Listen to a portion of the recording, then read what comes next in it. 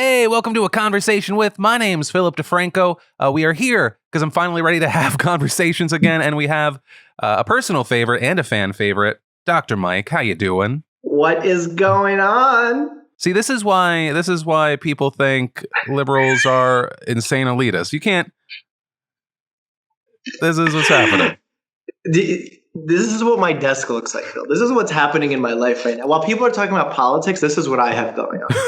Yeah, can you explain to me this head? I'm just going to open up with that because you seem very excited about it and it's freaking me out. Whoever's doing this is very wealthy because these things are the most expensive products I've ever purchased. They're for universities, and I decided as a learning tool I should have the entire human body piece by piece. Okay. It's a car payment. Really? Like a full car. Like a full car is a human body. That's how much these things cost. Wait, so that head is what? Is like $8K?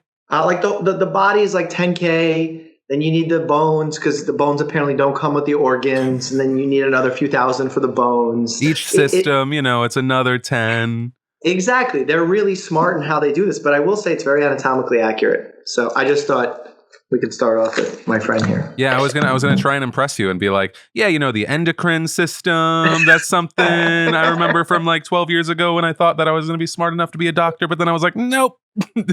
Thank God YouTube's here, because otherwise I wouldn't even have enough money to eat lunch at Sheetz. Which do you interviewed Fauci? You're already a doctor. I'm a doctor now. No, well, apparently I'm fucking more qualified than 60%. No, 40% of people. Did you fucking see, actually, on the note of Fauci, and this is going to be probably old news by now, did you see that clip yesterday of fucking... The Fire Fauci thing? No, the Fire Fauci is tame by comparison. The Steve Bannon thing where he got banned because he was like... Oh, yeah, didn't he say he wants to behead him or something? He's like, we should behead him. I almost went Alex Jones voice. He's like, you put heads on spikes, and it's just like, how do people listen to you, you fucking psychopath? It's not, anytime I don't know if I need to even clarify this, but anytime you're advocating for cutting off a doctor's head. Probably not on the right side of history, I'm going to imagine. Your head is probably the one that is suffering.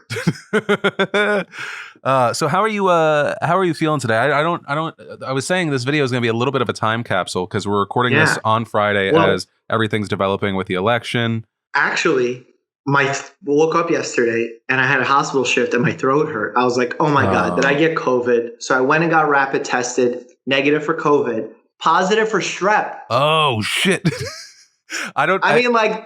uncoolest time to have strep throat. Like it's not even fun. Well, no, I'm glad you're not. I know that Trump said November 4th, it's disappearing because it's part of the hoax.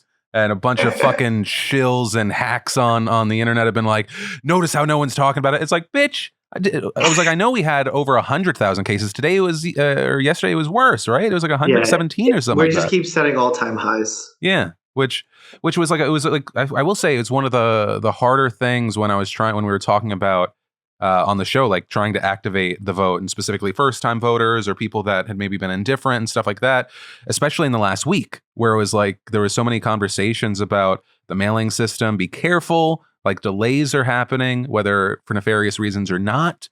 And then it was like, and so you're in this situation where you're going to go, and it's not necessarily is everyone going to wear a mask. Especially considering who's voting on election day, given how much, like in a lot of places that you could do the mail-in ballots. So I think like that's also a thing to consider. Like people that had genuine fear of COVID-19 putting their health at risk because they're worrying about the health of the country, which I think is it's I don't know it this morning. It's funny because as a doctor, I've seen all sides of that spectrum. People who are incredibly worried to the point where they're like isolating. And sometimes I would say even a little bit unnecessarily because they're not at the higher risk end of the population. They're not spending time with their relatives. But then I also see people who are like, no mask, complete conspiracy. You doctors don't know what you're talking about. And I have to somehow bridge these conversations and bring them to a happy medium. Well, actually, so on the note, because you said you took a rapid test. Yep. Has that gotten to a point where it's like,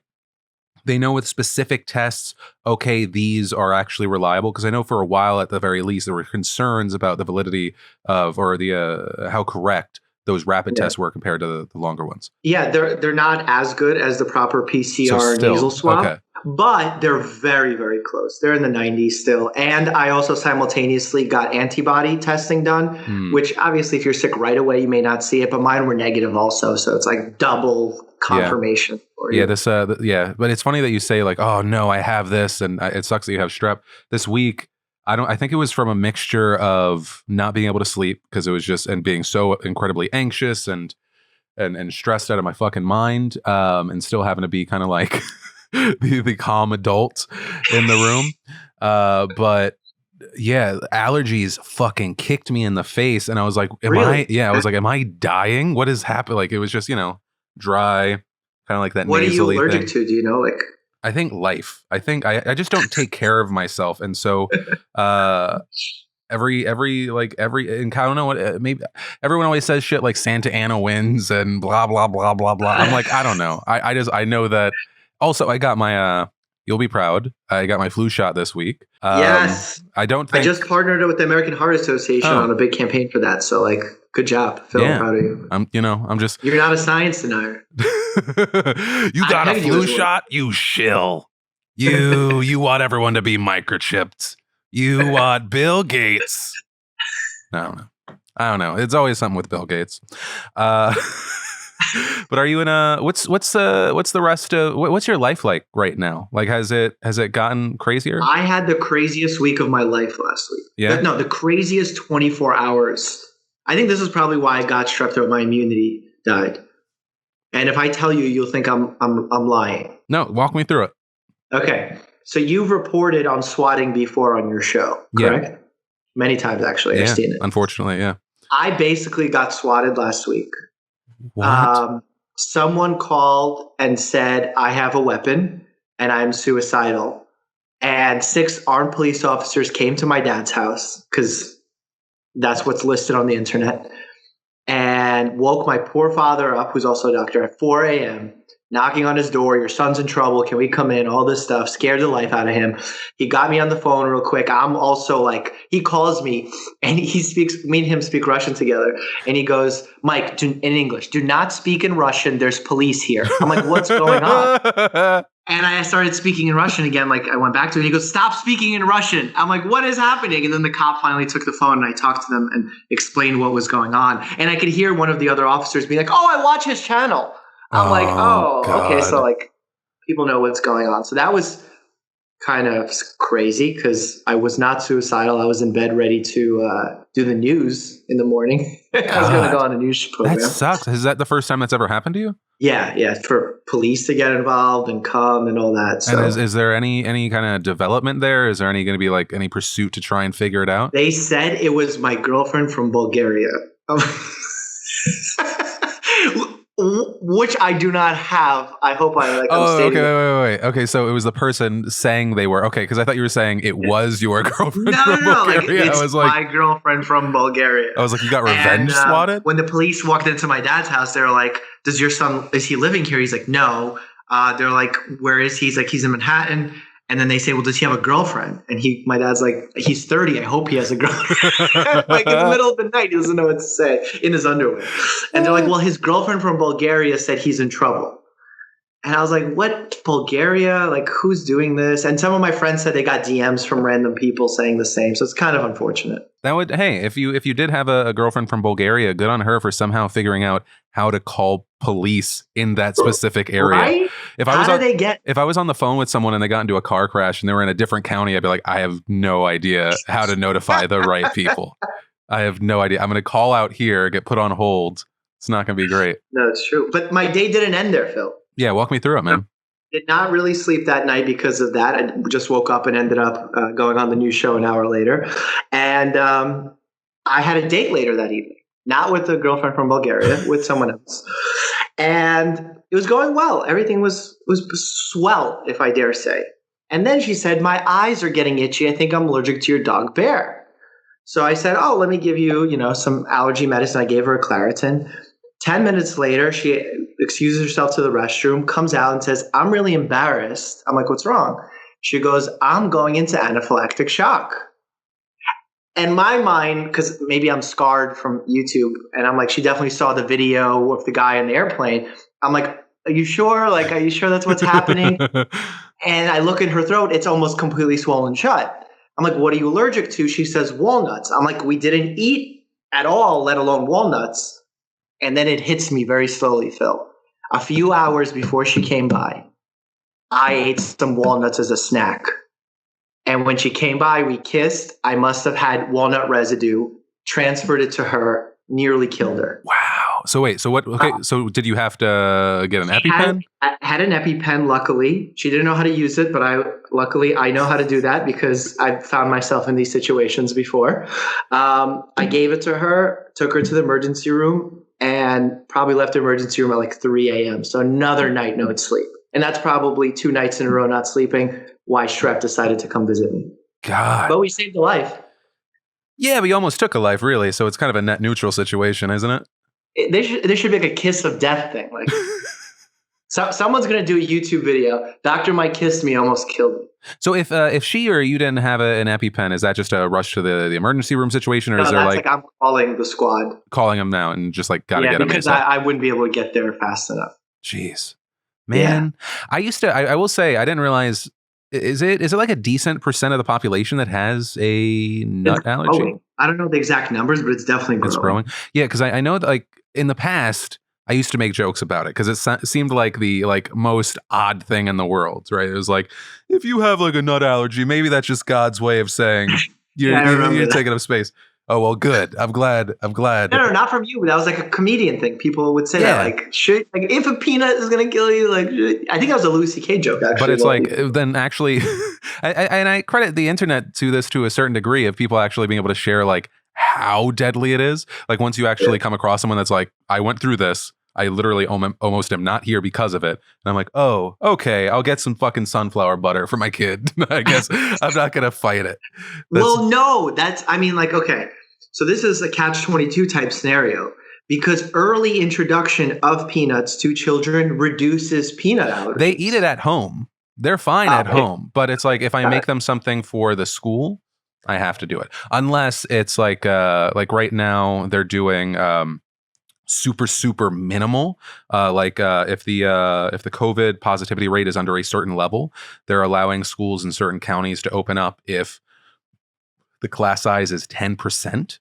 And then there's all this like crazy stuff where like, even if we had like, let's say you visited me from out of town, we'd have to have our kid out of class for 14 days. Like, really? Yeah. But how do they keep track of that? Are they self-reporting? I think that's the main thing is self-reporting. Every morning you have to, before you even try and go to the school, you have to fill out a health thing of like, if a kid even has a fever, they're sending everyone home for 2 weeks. Oh, yeah.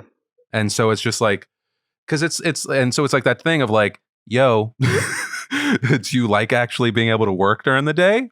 You don't want to fuck this up?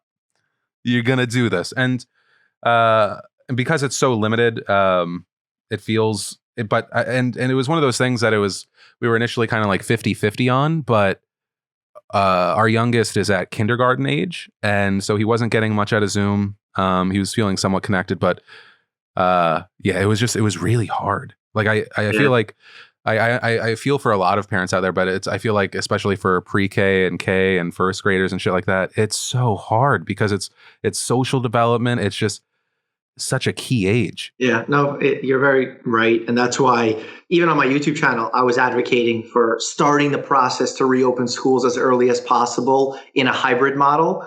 And I got a lot of pushback. A lot of teachers were saying like, you don't care, you're putting us at risk. And that's certainly part of the equation, but there's so many factors that you have to take into consideration. And you have to be honest that teachers could get sick and we may have to shift policies. But right now, the evidence points to kids faring better with the virus than adults. We see less transmission in children from the preliminary numbers. All of that can change. And like, we just have to be able to pivot and respond to that change.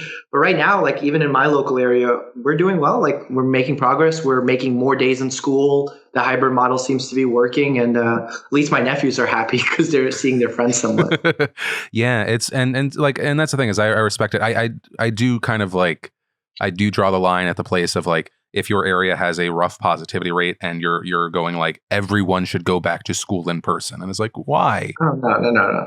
That's but I think that's it's unreasonable, and that's why there's no one size fits all solution. And nobody wants to hear that. Everyone wants to either be team reopening schools or team not, and it's not that simple. There's nuance. You know that. Nuance on the internet. Fuck you, Dr. Mike. You Russian spy in the pocket of someone. I just did a whole partnership with the UN, and people are like, "Ha!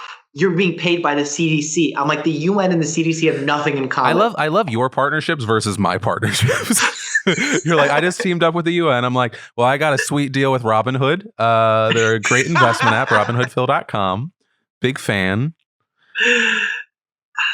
You know, that's what it is. Well, we got to save lives, Phil. We're each doing our part. You know what? I have this, like, I'm trying to gauge what makes sense for level of self-importance. I know you jokingly said this is therapy session number 2 with us, but I've been trying to, like, I feel somewhat vindicated. I don't know if I should say this publicly. I feel somewhat validated this year. I feel like I made like a big shift towards, you know, trying to rip away whataboutisms in any of my coverage, rip out any kind of false equivalency bullshit, because, you know, I want to make sure I have an audience of a certain size and really go after abuses of power and just destruction of norms and endangering lives because of someone's ego, and people denying science and activating maybe people that were more indifferent in past years to and actually get out to vote. And I feel like I'm going to do the slightest pat on my back, but I feel like everyone this year, if you did something, as long as it wasn't that, like, I kind of joked about it on Twitter today, that like remaining silent the entire time, and then you post like an I voted sticker and you're like, I did my part, and you have like an audience of hundreds of thousands or millions of people. I really hope, I don't think it's going to happen. I really hope people remember. I really fucking hope people remember how quiet you were, because I feel like this wasn't a year where it's both sides are evil. It's not that. I feel like people will not take that into consideration as much as you hope they will. No, and I don't think they will. They will, like, it won't be a punishment for those who stayed quiet or didn't comment anything, but there will be a reward for those like yourself who took a stance. Now people relate to you, understand what you stand for, understand where your values lie, as opposed to if you're just completely, you know, objectively covering, or maybe not even objectively, but just kind of not taking a stance. Now people know, and you've given yourself value in the process. Because I remember last time we spoke, you were saying, what does my channel do? Nothing. Yeah, no. Not true. And I think even from that conversation, it kind of gave me a little bit of a spark, even though I was still exhausted at that point. I feel like I'm exhausted now, but I'm high on caffeine and current events.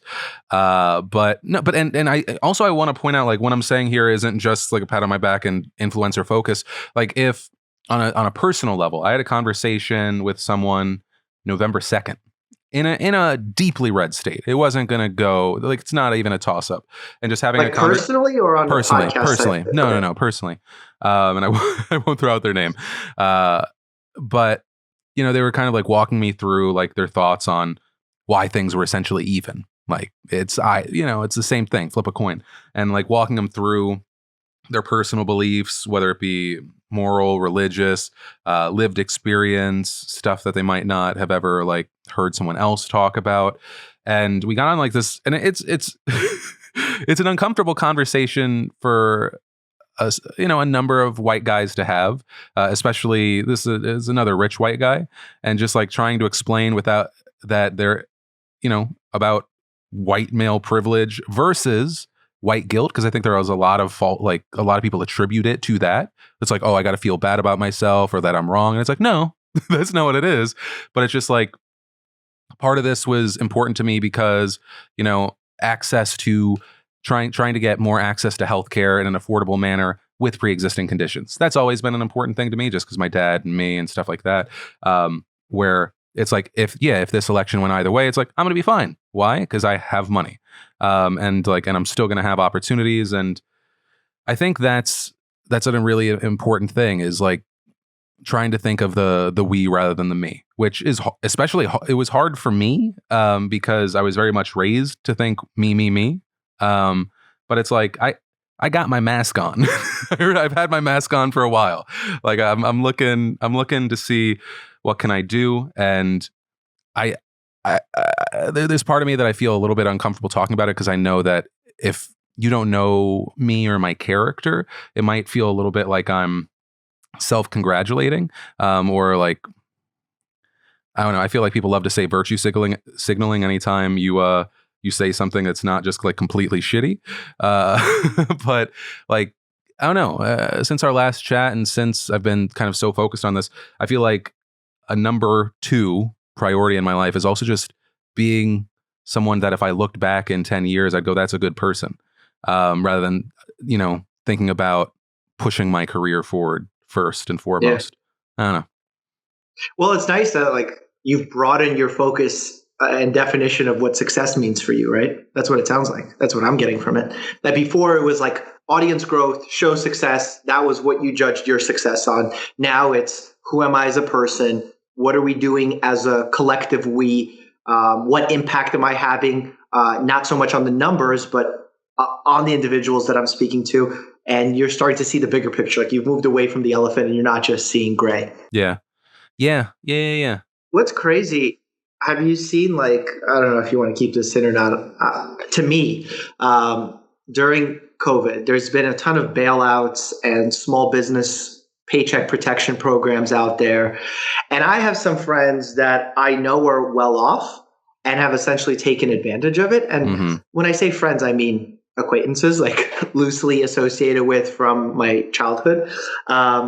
I've also seen, because it's public information, very big YouTube names who have taken Jeffree Star, monster sums of money. Mr. Beast, I believe FaZe Clan. Yeah. Yeah, and I'm like, dude, YouTubers are cleaning up right now. Like, it's like a weird time, and I could have easily applied for the same thing. Same. But I'm like, how in my right mind? Did you ever see Cinderella Man? Boxing movie, right? Russell Crowe boxing movie. I think we talked about it on our last conversation too. I feel like I referenced this movie too much. But during the Great Depression, he got a loan, and he didn't want to take it. He was very prideful, but he got a loan from the government. Not a loan. It was like a rescue bailout check. He got it. And then when he started doing well in boxing again, he came back as this famous boxer and gave it back, which was not needed. But it was a strong moment showing that he has a responsibility to his country. And he said, I'm fortunate enough to live in a country that helps a man when he's down, and I want to repay that debt. Versus I see people who are taking these loans away from people who like really need them. And I'm like, I can't wrap my head around this. I don't know. Maybe you know something I don't. Well, with Jeffree Star, I feel like Jeffree Star, it's so jarring because it's wealth thrown in your face is the brand. That's what I'm saying. Like if you have a Lambo, do not take a small business paycheck protection program. Yeah, I mean, he's not going to take this. And even like, so talking this out, I feel like I got to kind of digest some of it. Because like with the Jeffree Star, I'm like, yeah, no, fuck Jeffree Star. As far as taking money that could have gone to it, no. I mean, and Jeffree Star can come for me. I don't think I'm so fucking small compared to him. But it's like, yeah, no, fuck you. As far as like taking that, and you have so much excess and that could have gone elsewhere. But the thing is, like, it's also taking into account he is a representation of a much larger problem that was abused by so many others. Yeah, I mean, you're talking about childhood Shake friends Shack and all these like companies. I think, yeah, and there's like a bunch of other names that I think, but I don't want to throw out because I don't want to accidentally slander someone. But the Mr. Beast thing, he hit me in DMs after or hit me up, not attacked me, in DMs. He's a nice guy. He explained it. It made a lot more sense, but still rubbed me the wrong way. Like I started a Patreon, and everyone was pushing me to do this to create a community so we can all talk and this and that. And I'm like, but I don't want to take money from my fans. Like I already do well enough. Like why would I take money from my viewers? So we decided, well, let's take money to make sure the community's clean and you're getting motivated people in. But then every month, all the members get to vote and decide where that money goes to what charity. That's interesting. Because do you really need more money? Like, I can't imagine. Maybe because I grew up so poor and I've already like been so successfully blessed and all that what do you need more money for? Like, once you have your first Lambo, do you really need another like giant house? I don't get it. I don't know. Maybe. I can't wrap my head around it, Phil. I just can't. And especially, you're in the public facing sphere. Like people are going to see this. Like you don't care. Like I don't know. I'm Yeah, not I don't virtue know. signaling, by the way. I hope No, it doesn't I mean, with a Jeffree Star, I always think like there's only so much that it can hit him. He has that sort of base that there's a section that is unwavering, and there are certain creators that thrive off of any sort of controversy. So it's just him in the light, and then based off of like how he reacts or how he doesn't react, that ends up on Insider.com or yeah. something else. And I don't know, but I mean, It's just strange. but it's like kind of that weird. same point of like trying to activate audience or not. It's one of those things of, is that something that people are going to remember? Probably not. It was a momentary thing where people like either they think that's shitty or that's not. But I also have to check myself because once again, like with Mr. Beast, I understand his explanation for it. I understand like especially based off of like cost versus when you get money. Like when COVID happened, maybe some of those deals fell through. I know when I talked to other people, their sponsorships dropped out. For us, we were kind of fine because we sign our deals where it's multiple spots over a long period of time with guaranteed money. And so it's like if he loses sponsors, but he already dropped, let's say like $1 million, it's like, is that just him trying to cover his base so that he can protect his people? And then you start getting into the nitty gritty of how people spend money, which is a little uncomfortable, right? Because it's like we all speculate, but we don't know. Yeah. And then I go like, okay, but I got to make sure that I'm not being hypocritical when I'm like, fuck Jeffree Star. But with Mr. Beast, maybe I'm making more excuses because I think that he's a good person. Like, I think he genuinely wants to leave the world a better place. I just think like you really have to, like, it's difficult to then make a video and say, hey, winner gets a Lambo while people are hungry and you're taking bailouts to make that video. I don't know. To me, just comes out poor taste. That's all. I get you. I'm like us talking it out. It's me, and that's the kind of nerve-wracking thing of me doing anything that's longer form, and I haven't had the chance to like sit down for an hour and look at like something I wrote and go, what do I really think about this?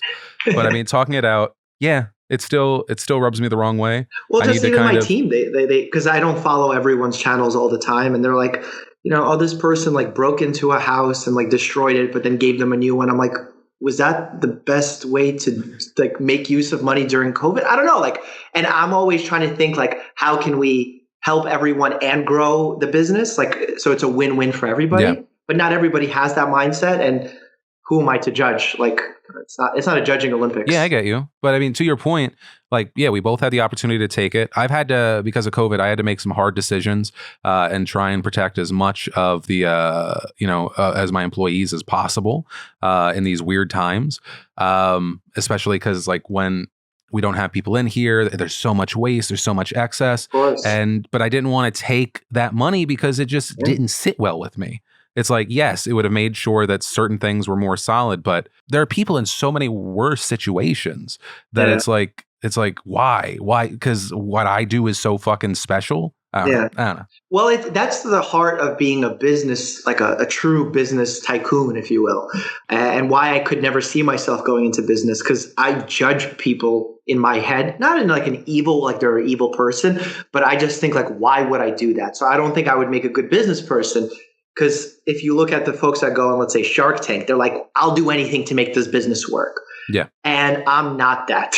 Like, if my business was only going to survive if I took a small business loan and I legitimately needed it, maybe that's something. But to give myself a leg up on my competition where I could have had a few down months, I don't know. Again, I just food for thought. Food for thought.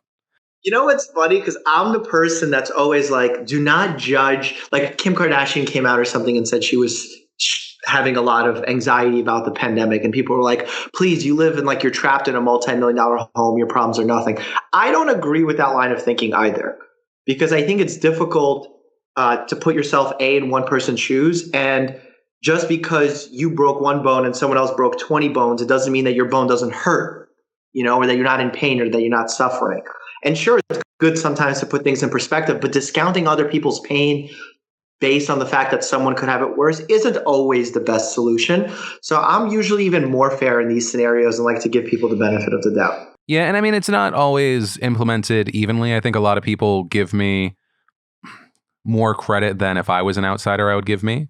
Because a lot of people, but I've been pretty open. Like I get concerned that my pains aren't valid. And like, I also like resent myself for feeling bad when I have. Like, should have. We talked about that last time. And imagine my patient comes in and they're doing okay for themselves. And I'm like, but there are children in Africa who are starving. Am I being a productive physician? Like, no way. Like, that's not helping anybody. Helping them reframe it and finding perspective on their own, that's one thing. But just saying like, write you off, it's tough. Hey, it's me interrupting my own podcast because I wanted to give a quick shout out to one of the sponsors of today's show, Bespoke Post. Now, Bespoke Post only sends guys the best stuff every month. And right now, they have a brand new seasonal box of awesome collections. So no matter what you're into, they've got you covered. From style and grooming goods to barware, cooking tools, and outdoor gear, Box of Awesome has collections for every aspect of life. And honestly, getting the Black Wolf skincare kit has been a lifesaver. I don't know about you, but over the past few weeks and months, I've been very stressed out, which has done a number on my skin. And this has come in handy, and I know some of you can empathize with that one. And for the next box, I'll be ordering the Cask, which is an awesome personal barrel for aging my own booze in my own home, because I have apparently hit that part of social distancing. Maybe you know what I'm talking about. But yeah, to get started, you just take the quiz at boxofawesome.com, and your answers will help them pick the right box for you. Each box only costs $45, but has over $70 worth of gear inside. It's free to sign up, and you can skip a month or cancel anytime. And you'll actually get 20% off your first monthly box when you sign up at boxofawesome.com and enter in code DeFranco at checkout. That's boxofawesome.com, code DeFranco for 20% off your first box. But with that said, back to the podcast. To completely switch gears and take advantage of who you are, COVID. Obviously, like the week that we're talking, cases are going back up to a scary degree. Obviously, we have to keep an eye out for the next 1-2 weeks to see what that does to hospitalizations and to the death rate or a death count. What are you, based off of like what you're seeing and what experts like Dr. Fauci and others are saying, how long do you feel like we're in this version of it? It's all about the vaccine timeline at this point. Yeah. Before I was hoping can that help us if we're in a place where only 40 to 50% of people are fine with it? Because that's the main issue, right? It also depends on how long the immunity lasts and if there is true immunity from getting sick with it. So if you have 20% of the population get sick with it, plus another 40-50% get the vaccine, then you could potentially get enough to a level where perhaps it's not spreading as violently. So I think that's the reality, that we really have to wait on this vaccine, hope it works, try and get as many people to get it. Some highlights for me, though.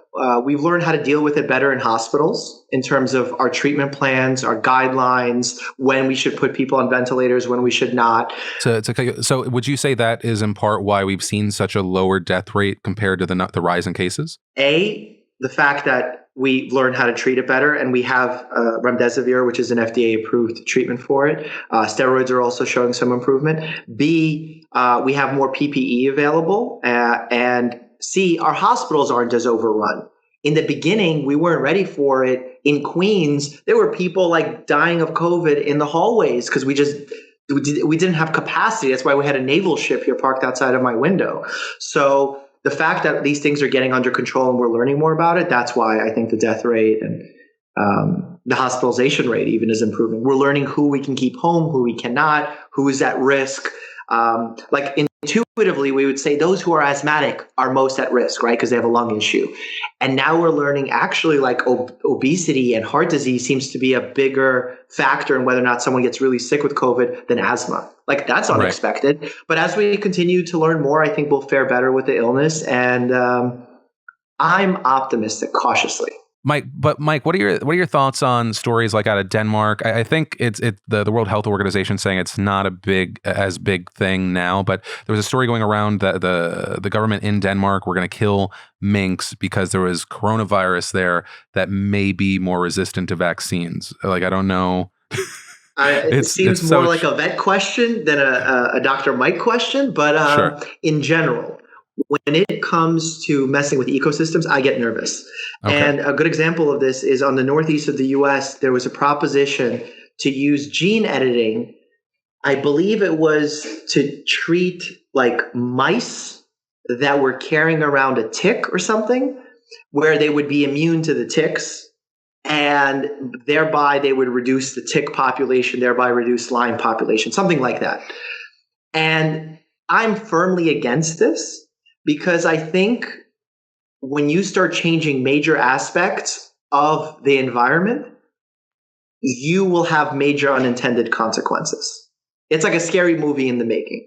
So I, for one, am all about keeping it as natural as possible, unless like it's ominous and, we're all going to die. So maybe slightly a parallel, maybe completely different. What are your thoughts on, let's say, if we had the ability to gene edit and try and we do have that ability. CRISPR is alive and well, and what kind of stuff can you affect with that? You can affect individual genes where you can literally go in and change the genetic code of a living organism.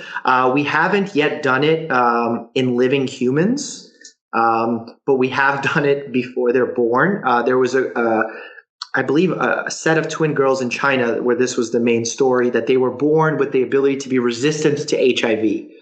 And there was major pushback from all the major worldwide organizations because HIV, is not a life-threatening illness. So these girls would have still grown up fine. Even if they got HIV, we could have treated it and controlled it. So like to put them at that risk to change this single gene wasn't worth the potential downstream effects of what's going to happen with this type of gene thing. Did it turn out that everything that they said happened was legitimate? Because this was like, I want to say a little over a year ago. Yeah. Yeah. This is about a year ago. Yeah. Because I remember covering it to a certain degree. And so I kind of remember the shadows of it.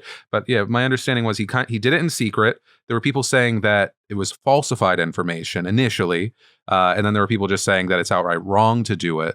But has this been confirmed? I'm fairly confident that he did do it.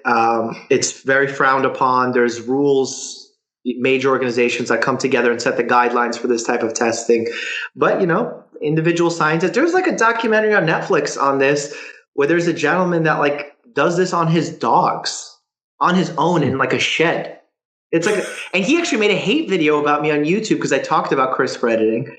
And then I saw him in this Netflix doc and I'm like, no way. Like, he's literally like injecting his dogs and toads. And his critique to me in my video was that I'm fear mongering and stopping the progression of science.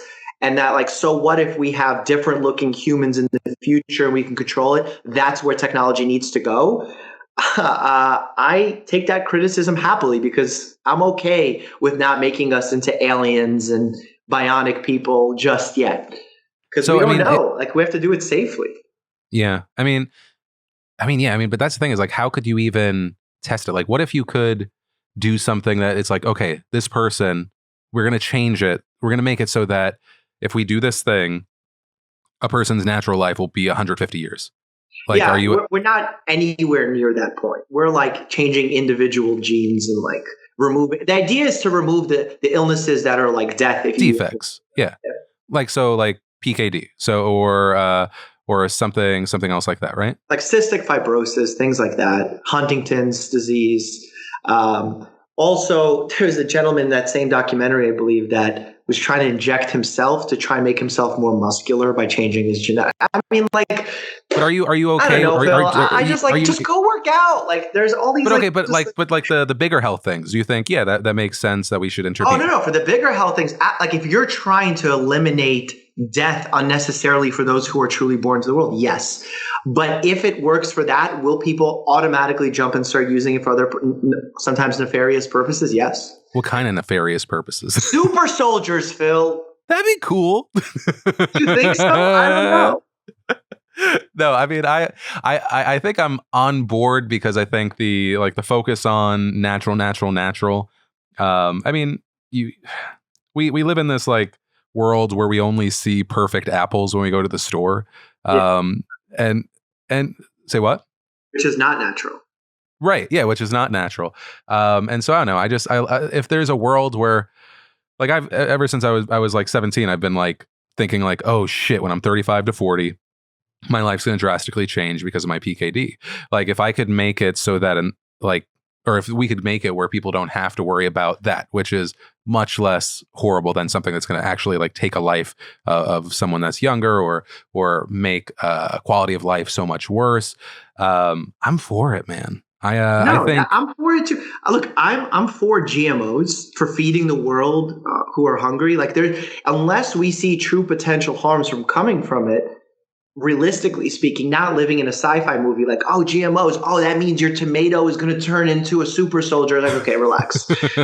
But truly changing someone's muscular structure based on an injection, do we want that? Like, what else is going to come with that? Like, where do you stop? Are people just going to start growing in height? Are we going to increase rates of cancers? Like, there's just too many unanswered questions when it comes to messing with this is the same as the ecosystem question earlier. This is just a human ecosystem.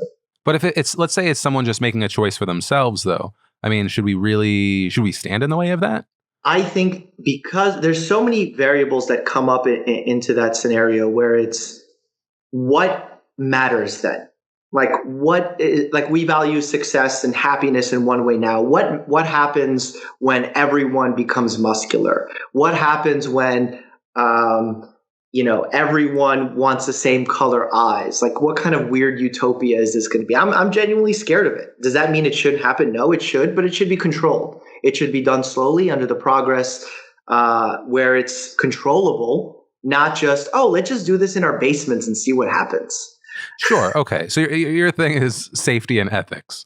Yeah, exactly. Yeah. Like, I'm not saying stop scientific progress. I'm all for it. It can get really, really dangerous and really unethical when no one is looking over what you're doing. What about, I mean, it's just like how in the Nazi camps, like they were doing procedures to test on people. Do I want to stop scientific progress? No. But should Jewish people be subjected, or even black patients here in the US in the 1800s, 1700s, whenever it happened? Maybe I'm getting the dates wrong, but should they be subjected to, questionable surgeries because the doctor wanted advanced science? No, it should be done ethically.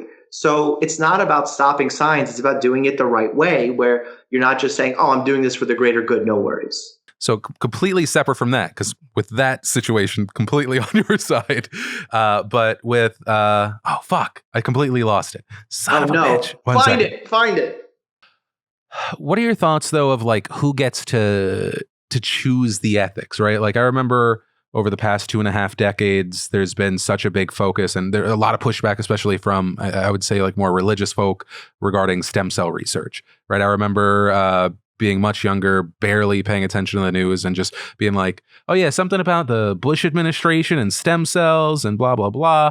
But I mean, we've seen a lot of progress. And I mean, even more recently, there was that like that special drug that Trump got after he got COVID, where all of a sudden he said he felt like Superman. I feel like I'm 20 years younger. And it's like, did they give you cocaine? What are you talking about? What is going on? I mean, when it comes to science and what the right path is, I'm not a bioethicist. And what's crazy is that there's literally, you can just go and study this field on its own. Like, what is ethical when it comes to doing research, to scientific advancements? I'm not an expert on that. I can tell you my own personal opinions in that I think that scientific research should be done without sacrificing someone else's human cost or human life. Because I'm more of a person who values the life of the individual, that you should not trample one person's rights in order to save the many. So like there's that classic example of there's an individual who's about to get hit by a trolley, and you could either let them get hit and save 20 other people, or do you push them out of the way and allow the 20 other people to die? Like in that scenario, I think if you can save that person's life, you should save their person's life. So does that mean... or it's actually the opposite. Sorry. You could push them to save 20 people and kill them, or you could let nature happen and kill the other 20 people. I don't think you should kill the one person. Okay. Because I was going to say, in this scenario, though, you pushing them in front of the trolley could make them not have a disease. Because that's a little bit what you're talking about. It's like are you kind of touching on right to life in the sense of like being able to try an emergency drug? I'm talking about like the idea of experimental operations, taking advantage of individuals, like promising them things that aren't true. And if you're truly at the last stage of your life, and we covered this last time and you've covered it really well in terms of allowing experimental treatments here in the US, even though the evidence for them is not great. Well, guess what? If you're on death's door, like, you better try something. So there should be a pathway to make that happen. And I actually do think the FDA has done a better job over the last few years in creating access and opportunities for these types of things. Because, these pharma companies, they've also tried to be sort of pushing this agenda because they want people to essentially be free experiments. Yeah, I was going to say, because there's it sounds like that's a situation where it's like you could accidentally turn people into guinea pigs. Yes. So when people are like, oh, the government won't let us do this, they won't give us compassionate use. If they're not, they're trying to also protect you from being a guinea pig. And like, there's that fine value and fine line that who decides what's right and what's wrong. And like, there's never going to be a perfect answer. So look at you with your fancy water. What are you drinking? Is that an alcoholic beverage? That was one of those sparkly. No, it's a vodka it's a Celsius. It's essentially like a Red Bull, but it doesn't make me feel like I want to vomit. Also, I guess I'll never be sponsored by Red Bull, but how is that going to happen? I'm not. But what about the wings, Phil? The wings. Red Bull was young Phil's game. Red Bull was Red Bull vodka all night. Let's go. Oh, let's go. God. I bet you got really great sleep that night. Amazing sleep. Man. It's like, what can you put in a cocktail to screw up your night's sleep? Red Bull vodka. But it's God. So, but the problem for me is I now know way too much about Red Bull because I listened to an 8-part podcast about the rise of Red Bull. Wow. Okay. It's a great podcast. If anyone wants to listen to another one, Business Wars. Business Wars. I think it's one of those. I feel like Wondery makes like so many different ones, but yeah, it was talking about how it came up and how it initially blew up because I think a guy goes to China. He chews on some root and he's like, oh, this is like amazing. All of a sudden I got this energy. He makes this shitty tasting drink. It kind of bombs at first, but then it blows up in the club scene. And it's like off to the races from there. And I don't know. But I say my 20s were fueled by anger and Red Bull and a little bit of Monster. Yeah. Okay. Well, look where you are now, an adult with Celsius. Yes, an adult with Celsius. Very European of you. Oh man. Well, I'm only drinking this because I know that I should never go back on Adderall. What about coffee? You're not a coffee person? No, I'm a coffee person, but I've gone to what I'm going to try and do is I've been so focused on this so fucking self-important douchebag statement. I've been so focused on the health of this country and of people being able to trust parts of the news. I feel like I've let myself go to the wayside even more, like especially since we started doing stay at home. Like I was, even before, like in March, I was, I had some weight to me, but I feel like I've gained 20 pounds, like, so it's not in a great place. And so a big thing is, in December, I normally take my break. In the lead up to that, we might even, pending we don't go into weird civil war territory, I'm hoping, calm people push through. I'm going to try and focus a lot on myself. I've started, I want to say 3 weeks ago with Couch to 5K. That needs to be accommodated with better eating. I got a nice little meal plan that I've been on and off over the past 2 weeks, which have been because it's been very stressful. And while I'm trying to swap bad habits out, some help me cope. Okay. And but really just focus on me. Cause that's like the best investment for the future of the show anyway. Yeah. I mean, if you're talking about keeping people invested in the news and getting accurate news, they need to keep you alive and healthy. Yeah. And I mean, that's the thing though, is even going into, I need to finally lock down what I'm doing next year. Cause in my head, I'm like, I feel like I got a taste of it this week where I was like, I'm going to get rid of Today and Awesome. I'm just going to do a sponsor spot. I don't need to pimp out a bunch of videos. I'm sorry, because I know I pimp you out, I feel like, one every 4 videos you release. And then just kind of abandoning the schedule and just making stuff when it happens. Because it's like, I'm not late night. Like I feel like people tune in when there's something that's important. And so not leaving completely. And I'll still need my team. And so I feel like it's a net positive for everyone. It's like I can still keep people give them more time to make the quality better, give me more time to make the quality better. And but that's also hoping that we're actually, for democracy and sanity, we're rounding the corner. I think we'll be okay as a people. I hope so. I texted God, very randomly, Gary V reached out to me because that's what he does. He just like randomly hits people up a few months ago, and he's like, "How you doing?" I was like, "I'm good, except for I think that we're gonna all kill ourselves in the next year." And he's like, "Believe in people," and I was like, "I'm trying, man. I gotta give him a text today." No, he's right. I mean, I always believe in the greater good. We'll pass. See, that's the thing is I agree, but over what period of time? Because it's like we are where we are, but how many places aren't? How many places weren't? Even here, when were we not?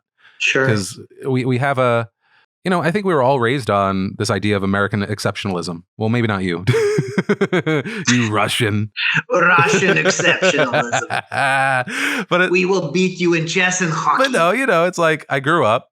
I'm thinking in every way, this is the best fucking country. This is Disneyland with schools.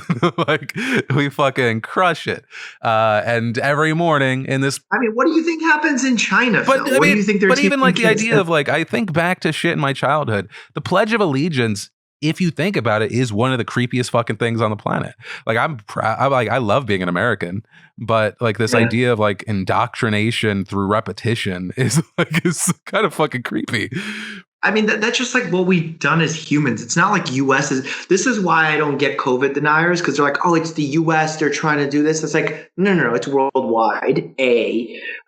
B, what you're talking about right now, even with like the Pledge of Allegiance, every country has some weird thing that every school and I'm not saying it's so specifically odd to that, but but I still say, because I think there's this idea that, especially as things have gotten more divided this year, that it was like almost like the American flag got associated with a specific side, which sucked because it's like, I am still proud to be an American, but it's not because of American exceptionalism. I think it's because there's a good chunk of people in this country that really want the best for everyone, that there is this mindset of we can do better. We disagree greatly, and some of it is comes from a really horrible place, but I think we very much have this mindset of like moving forward together, succeeding together.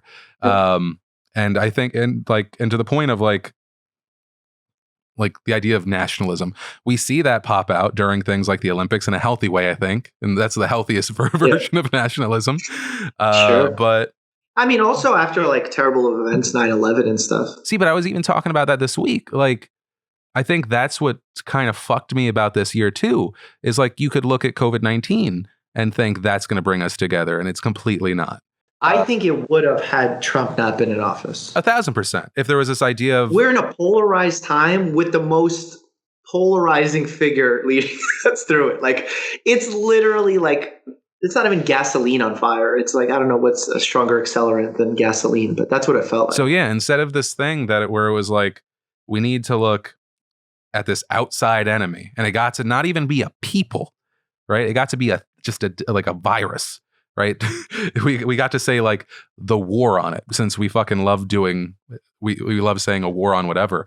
But then we turned on each other. And obviously that happened in situations like with 9/11. It wasn't just outward where we're like, we're going to get them. And then that turned into this whole fucking disaster that was like not aimed at the right group of people. And then internally, like groups of people were persecuted, and there was like a rise in hate crimes, and it's like it's very easy to forget that. That's also the issue with time too. It's very easy to forget that and think, and so like when you think back to 9/11 and just think, oh yeah, I remember all the flags, like we were in it together. But then, and that was my lived experience. But then remembering that wasn't the case for a lot of people, right? Some people just happened to wrap some shit around their head, and that was different to people, and they were like, bad person. Yeah, I think like I try not to think in terms of outliers. So in a period of 9/11, there was really messed up stuff that happened. I mean, racism. I grew up in Bay Ridge, Brooklyn, which was heavy Muslim community. So like I felt they were my friends. I was surrounded by them. So I definitely saw that happen. would I say that that's the majority or the significant majority of what was going on in America at the time? I don't think so.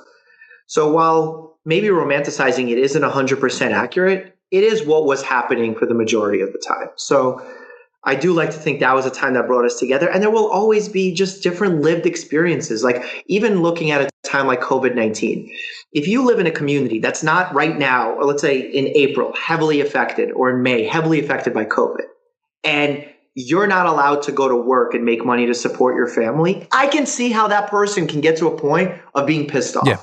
So like, because we're talking about numbers and scale and such big scale, 320 million people, there's just bound to be people who are going to be ticked off for one reason or another. So like, we have to not like lose sight of our inability to be able to think in scale of what 320 million people are like. Also, really quick, because I just feel like I need to say it to any Sikhs watching this. I'm not trying to downplay. I don't know what it's called. Do you know the wrap? In India there was like the wrap, a turban? Yeah. Okay. So I will just use that word. What I'm just trying to say is females wear burqa and males turbans. I don't know if I'm getting that right. But the main thing is like, I'm just trying to say that it's like, because someone looks slightly different and had like a piece of cloth on their head. I don't want to be like, and I'm shitting all over your culture. That's not my goal. No, I mean, for all religions, like, I mean, Jews wear yarmulkes and they're made fun of in certain communities, and some people wear burqas and hijabs or hijabs. I don't know if I'm getting that right. But either way, it's like, that's a religious practice, doesn't define you as an individual. And the way that one person practices, not how another person practices. So while, you know, some people can have their own thoughts, like, you should really judge based on the individual and their actions on what they're doing. Yeah. Not what they're wearing. Hey, you beautiful bastard. I just wanted to take another second to thank one of the sponsors of today's video, Squarespace. If you don't know, Squarespace empowers people of all kinds to create their online web presence or launch their passion projects, and it is a place that so many people trust and where everyone can find and make a home. It's also easy to see why. There is nothing to install, patch, or upgrade ever, and creating a beautiful website with Squarespace's all-in-one platform has never been so simple. It is extremely intuitive and easy to use. Also, fantastically, it includes things that you usually don't think about until way after you need them. Things like gaining access to their award-winning marketing tools and analytics, and you can get personalized support from their award-winning customer care team via email or live chat. Whatever you need, they are available 24/7 to help out. So if you want to check this out, you want to see why so many people love it, see if it is for you, you can start your free trial today over at squarespace.com/ACW. And when, not if, you realize you love it, make sure you enter an offer code ACW to get 10% off your first purchase. But yeah, with all that said, thank you, you're welcome, enjoy, and back to the podcast. So Mike, what are you doing now? I know that I feel like I ask you this each time, and every time you add stuff. But are you getting into a place, especially as we get into the holiday season, where any of it's toning down, or it's just onwards and upwards and we're expanding. I mean, I'm lucky because a lot of people are suffering financially, so to have an opportunity to expand during this time is pretty incredible. That the opportunities are growing. I started a second channel called Dr. Mike Clips, where I take clips of like things I can't put in a regular fun video, but we had a really important 5-minute piece of conversation about 9/11 or something. So I put that on the Clips channel. We're expanding. We expanded successfully into Facebook. Now we're expanding into Snapchat. More employees. There's just a lot of work to be done. I'm still in the hospital 2-3 days a week. I'm covering all the holidays for my coworkers so they can spend time with their families. How many employees do you have? I mean, if you take my management, agent, my exact like independent contractors and employees, probably like 15. Holy shit. I mean, in addition to a manager and agent, I thought you just had an editor. I have 3 editors now. 2 independent contractor editors. I have a producer, Sam, who I'm working with now to expand and do some really exciting stuff with. Yeah, so like the team is just constantly growing. We're constantly interviewing, constantly seeking out new talent, and not to bring them on as independent contractors, but really to grow into something meaningful. And now I'm trying to grow into the product space, and you know how complicated that is. You have, you know, your things going on. Tell me more about that. Yeah, wait, like when you're saying you're trying to jump into the product space, what kind of stuff? Well, for me, I've always been disappointed in how some healthy brands have marketed themselves with false promises. So I'm really trying to come in with an honest approach to marketing, the truth about it, so that it's more transparent. And I don't know. Did you hear about this controversy with Fig scrubs No. that happened? Like probably happened 3 weeks ago, but it kind of got overshadowed with everything that's going on in the U.S. right now. There's this multi-million dollar scrub company called Figs. And they're kind of like the new player on the scene. So they're very hip, very modern, very chic. A lot of investor money, like Lululemon's a big investor. Last year, they had like $160 million in revenue, which is unheard of for a scrub brand. And they built their business largely on the backs of young medical students, nurses, PAs, posting for them for free. Or saying, we'll give you a discount code if you post for us, and really taking advantage of the opportunity to get popular and to get a free pair of scrubs when we're all financially strapped as healthcare workers. So I've always been a critic of this company because they've taken advantage of my image before. We had to send them legal paperwork in order to stop doing that. They just ripped your shit? And they just ripped you? And well, we were planning on working together. Uh-huh. They had a meeting with my agent and then just went dark. But continued using my name, continued tagging me, getting their influencers to tag me and things. So we send them a legal cease and desist, and they stopped. But what really brought them into the limelight, and there's like dozens of articles written on this, they did a marketing campaign of a female physician in pink scrubs carrying a medical terminology for dummies book upside down and reading it as if she's dumb. And her tag, her medical badge, said that she's a DO. And, you know, there was this whole controversy about Trump's doctor being a DO, and they thought that's why he's making all these outrageous statements. And I'm a DO. And Joe Biden's personal physician is a DO. So, like, I had to make a lot of education about, like, the differences between an MD and DO and how similar they are. And we all go to medical school. It's not a certificate. Like, Rachel Maddow said some crazy stuff on her show. Like I never thought of how exploitable a group of young doctors would be, because would you say that getting out of medical school or during that process, how much debt is that? Is that $300,000 to $500,000? If we're just talking about med school, it's around $300,000. If we're talking about college and living expenses, $500,000, $600,000. Yeah, man, that's the group to get a free cheap promo right, to from. post for free to get a free pair of luxury scrubs, right? So, yeah, they got in trouble on this. And the more stuff I found out about the company, the more I couldn't believe it. Like, there's been allegations of fraud by their past employers. There's been there's a lawsuit currently ongoing against them for stealing protected assets. Like, their past employees have DM'd me some really messed up things. Wow. And I can't fact check all of them, so I've passed it along to proper journalists and stuff. But if they are true, it's disgusting, Phil, because they pass themselves off as like this high and mighty corporation that's helping people. But in reality, if this is what's happening behind the scenes, holy moly. Yeah. And it's the unfortunate thing is whether the stuff you're talking about or kind of talking about is true or not, I think it's like we kind of just expect it, like being shitty as a company, especially when, like, worst case scenario, you get a little bad press and some fines. Like, that's the cost of doing business for a lot of these groups. They're trying to raise $2 billion value on a $2 billion valuation, like on a scrub company that, like, it's I mean, congratulations on the financial. But if you like didn't hate everything else about them, how are the scrubs? Oh, the product is no, I'm the first one to say it. I like their product. I think they make a great product. It's a shame that their business practices are what they are, because, I mean, there was people that reached out and said they asked me to use my picture wearing their scrubs and they made me look thinner in the edits and they took away my moles. Just like, how do you go off editing someone's like, I don't know. Again, did it make you feel? You shouldn't be doing this if you're celebrating people. Did it make you feel grotesque, Mike? Did it make you realize you aren't just I thought it was an opportunity to call out some shadiness because they just really put themselves out as like, we're helping everyone. Like, there's some potential evidence out there. They have like this Threads for Threads program where they say they give one pair of scrubs to doctors in need every time you buy one pair. And there's some theories out there and some testimonials from past employees about that being a complete scam. There's some, Phil, like, if I tell you, it's incredible. So because I know how we got here was we were talking about merch. So are you going to try and launch a scrub company? Well, when I heard that they were taking advantage of students like this, what I did was I said, you know what, just to prove that there's good people out there, I took $20,000 of my own money and said, drop your name and address in this Google form and what scrub company you want, just not them, and we'll buy it for you. So I hired one of my friends to place $20,000 worth of scrub waters, and he did it, and we were able to send those out. I think yesterday we just Mike, finished. if you launch a scrubs company, I will join. I will invest.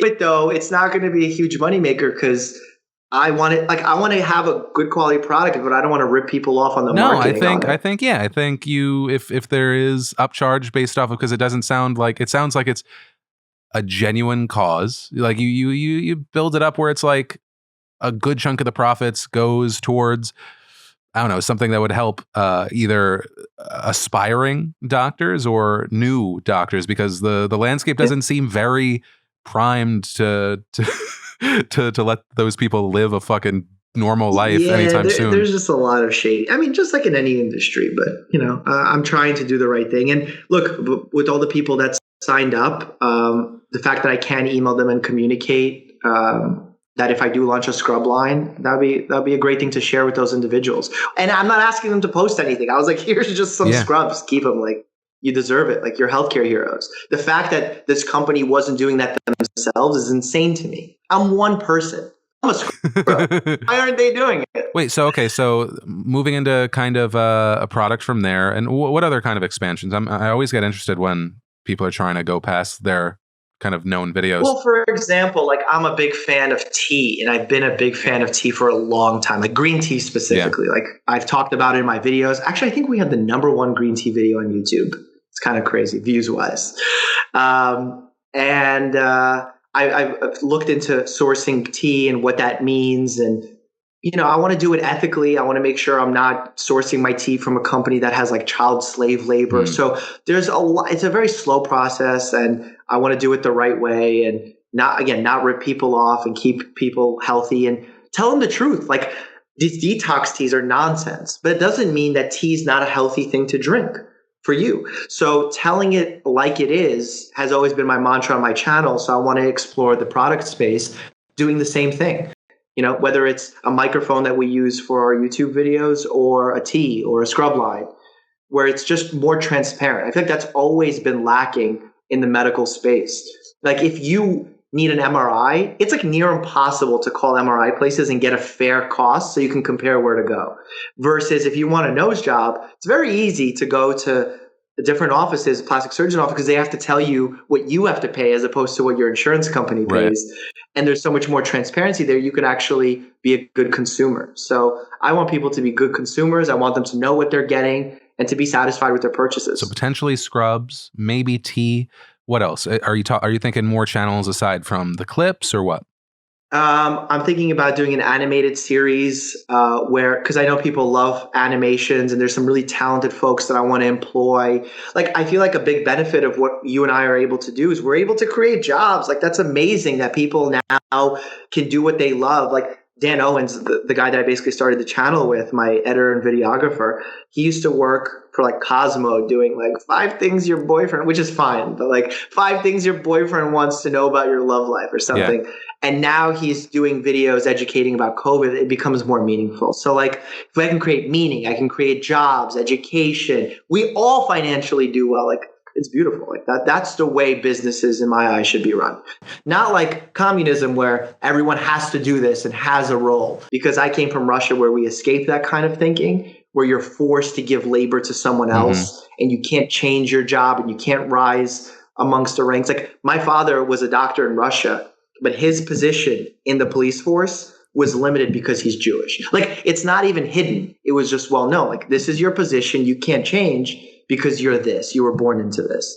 And that's the one thing that like really stands out to us as foreigners in America, that we can, if we're hustling, if we will do, if we will put in the man hours or whatever, we can succeed. And I think that still exists. I do think the opportunities have changed over the last few years, but I also think humans have changed over the last few years. It's very easy to be complacent now, to sit at home, live a very comfortable life, get your Amazon stuff delivered to you, give money to this multi-billion dollar corporation, play your video games, live in virtual reality, and not be motivated to succeed further like we used to be. So but is that, I think times are changing, and that's partially what I think is leading some of this income inequality. So I'll ask this because this was a kind of a mindset that I had for a while. But what if that's like completely fine for someone? What if that's like that is their version of success? Is because it's like for you to do more, right?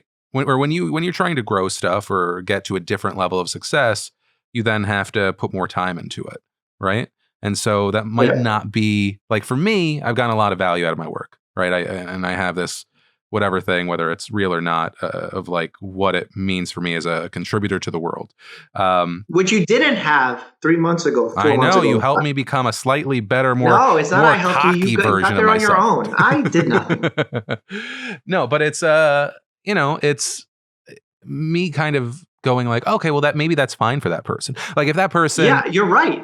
Who's judging it? I don't think it's. I'm just saying, like when I look at those graphs that show income inequality changing, a lot of people's minds go to one place. And I go there too, but I'm also like, what else is there? What else is creating this inequality? Like a lot of these things are so multifactorial, just like how when a patient comes to me and, they have acid reflux. I don't just say, oh, you're a smoker, that's why you have acid reflux, because that's like the most common reason why they have it. But I'm like, oh, wait, you're taking a ton of Advil every day and you're eating a ton of citrusy foods and you also drink a lot of alcohol. So in thinking like a doctor, I always look at these problems multifactorially. And sometimes I like talking about things that people aren't thinking about, like are people's lifestyles changing in a way where income inequality perhaps changes drastically alongside with it? Wait, so when you're talking about charts of the income inequality and stuff like that, what are you trying to get to there? In my head, there was a chart that I looked at not too long ago about income inequality in the US. I believe it was Sweden or Switzerland, where it was like, before the income inequality was like this. And then in the US, the income inequality started spiking, where the 1% started going drastically higher, and then the 99% started drastically dropping. And when I look at that, I'm obviously thinking, what systemically is wrong? But then I also take it back to my patients. What do I see happening on an individual level? What are they doing? Like, is there something that they're doing that can potentially be contributing to this? That's an unhealthy behavior. And now when, there's fast food for $1, you can eat and get a huge meal. And again, you could just binge and watch Netflix for $9.99 a month. And there isn't as much motivation to go and work really hard and get that. Could that be contributing? I think so. Is that the number one factor? Absolutely not. But it's something I, as a doctor, have to talk to my patients about. Yeah, I don't know. I feel like over the past few years, I've tried to have maybe this is it's weird. It's like I want to say that it's maybe to a certain degree an Italian mindset, but that's not exactly true because it's like my great grandfather came over and was like a hard worker, busted his ass to get over.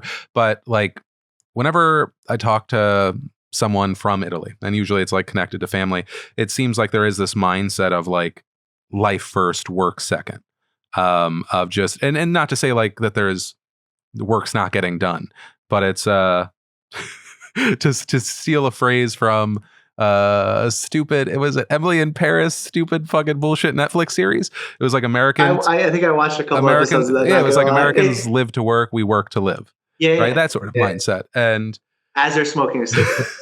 Yeah, I think he's like he's vaping during that scene.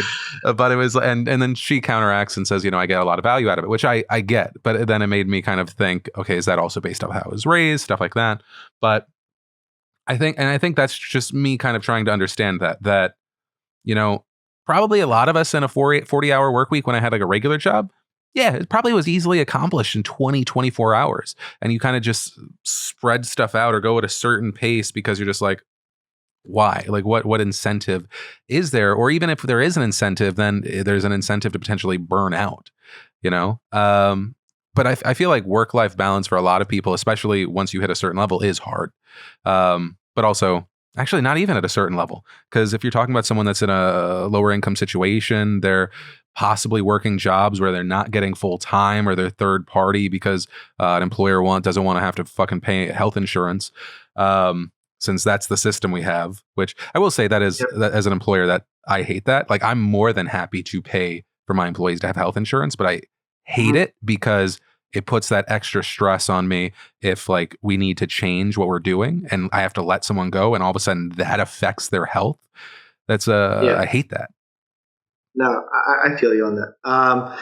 I can give you two very concrete examples of my patients from yesterday that will sort of symbolize what I'm talking about. Both patients, patient A and patient B, are both very upset. They're both complaining about their current situation, their current lives, the current predicament they found themselves in. And I, as a doctor, based on knowing these patients for an extended period of time, have to handle them quite differently. Patient A has 3 children with special needs, a husband who recently lost his job, who has to work a very poopy job, if you will, for 12 hours a day in order to make ends meet. So it's basically being alone, trying to take care of 3 children that require a lot of work, not being able to focus on one's health. This person's in tears. Patient B comes in, also struggling, has some medical conditions that make life for her uncomfortable, also in tears, also going through a difficult time, is upset because instructions weren't explained properly about making a specialist appointment, right? Very upset, also tearful. And for patient A, I literally write a prescription for spending 30 minutes alone every day. And that makes her just completely ball out. We have a good conversation about mental health, how, we've talked about this even with you, how important it is to focus on them. Patient B, I said, okay, let's pull out the referral to the specialist that you got handed last time. And literally on the referral, in my handwriting from 3 weeks ago, it says the instructions. And I'm like, I'm not going to baby you right now. Look at this paper. And that patient actually responded really well to that. That there was a little firmness to my voice where I wasn't just like fully empathetic. And sometimes as a doctor, you have to know that time where it's, do not take advantage of this. I will be empathetic when things are going poorly for you or that you're suffering. But at the same time, like, come on. The instructions are written there. You didn't look at this. Why didn't you look? Why didn't you call? Let's figure out how to get you in control. What's stopping you from succeeding? And taking that firm tone is sometimes looked down upon by society, where it's, you need to be empathetic 24/7. And that's not true. You can be empathetic and strict and a disciplinarian. You know that with your kids best. So I try and, like, from my Russian roots mentality, as you said, Italian roots, bring that back where, like, we need to be a little bit, not as frail as sometimes we feel we are, because the human condition is to be frail, and we can overcome that. We can go past that. We can have post-traumatic growth instead of post-traumatic stress syndrome. So I want people to empower themselves, study a little bit of positive psychology to know that we can overcome. And once you realize that, like, how do you feel, Phil, the fact that 4 months ago, 5 months ago, you were in a really dark place and you are where you are now? Not that you're 100% better or that your life's great right now, but how do you feel getting through that traumatic point in your life? Well, I'll thank my turbulent childhood, but I think what that helped me with is understanding the ups and downs and my limits and what to expect, and to know when I'm going to be able to go over a wave, right? Rather from like it looking like it's going to crash down on me. So yeah, I mean, part of it's understanding it, acknowledging my feelings. I like what you're saying though about to try and do something with a little alliteration, have feelings, but be firm.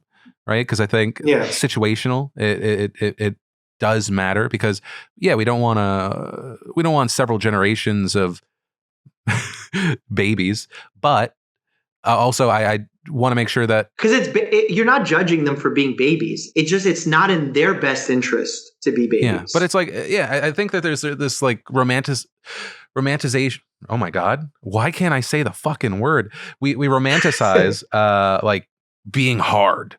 Being like, when, like, if you look to a lot of people that are like that, there is probably a lot of depression. A lot of people that like went through some stuff, probably also locked down, right? Suffer from PTSD. And so I think it's kind of trying to find that balance, because I think it's a little bit situational. People do need to be able to help themselves, but we need to get past it. One of my biggest problems, and I used to have blind hatred for rich and successful people. Now it's more targeted. I feel like there's a lot of rich or successful people that believe that they are experts on everything, whether it be emotionally or business or scientifically. And they say, well, use common sense. And they're misattributing like those characteristics, that success. And I think it's, and actually I'll kind of ask a question to you, and maybe it's not so much the case in the medical field, but do you ever find that people that have a degree are harder to move from positions that they've held in the past? Absolutely. As you become smarter, the more you're able to convince yourself of your own position. So your cognitive bias actually goes up. Because that's what I was wondering, because I feel so you're I feel right. that too. And I wonder also for someone that's like a doctor or an esteemed scientist, if outside of that, they feel more confident of things that are outside of their expertise, or maybe are more emotional. I don't know.